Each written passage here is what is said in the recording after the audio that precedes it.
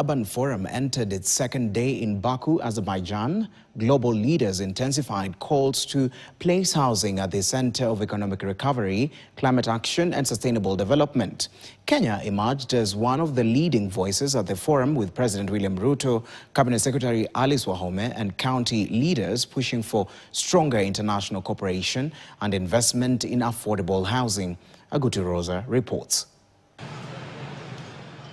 Discussions at the World Urban Forum focused on one central message: housing is no longer simply about providing shelter, but about dignity, resilience, peace building, and economic transformation. Speaking during earlier sessions, President William Ruto insisted that Africa's rapidly growing urban population requires urgent investment and stronger international partnerships to create sustainable and inclusive cities. Housing is important and urgent. It is in our continent. Why?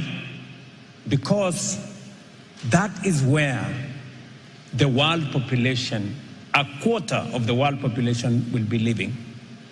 And 70% of that population will be living in urban centers. At Kenya's side event, Cabinet Secretary for Lands, Public Works, Housing and Urban Development Alice Wahome described the housing crisis as both development emergency and an economic opportunity.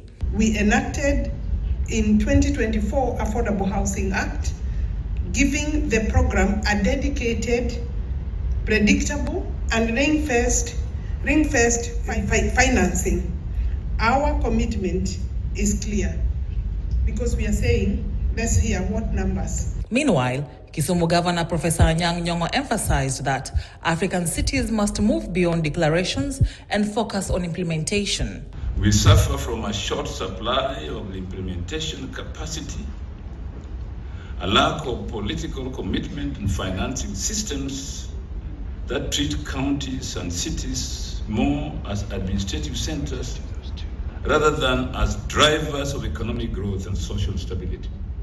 Beyond Kenya's presentation, delegates from Somalia and Azerbaijan shared experiences on housing and post-conflict recovery. Currently, we are building in 9 cities from the scratch, 300 different settlements.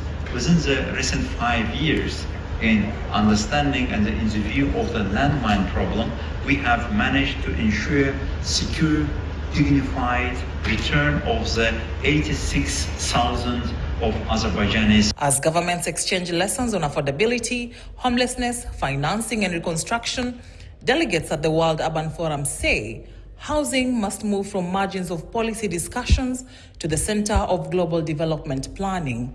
Agutu Rosa in Baku, Azerbaijan. Now, the Kenya Revenue Authority has ramped up its fight against illicit trade and smuggling,